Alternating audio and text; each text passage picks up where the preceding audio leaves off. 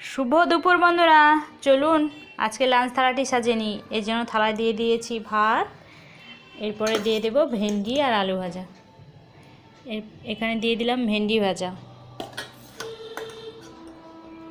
এরপরে দিয়ে দেবো ভেন্ডি আলু ভাজা একসঙ্গে ভাজা হয়েছিল, ওইটা দিয়ে দেবো।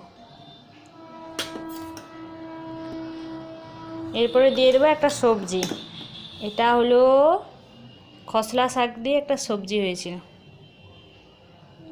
এই দেখুন শাক তরকারিটা দিয়ে দেব। এরপরে দিয়ে দেব ডাল, মুসুর ডাল দিয়ে দেব ডাল। এরপরে দিয়ে দেব পাবদা মাছ।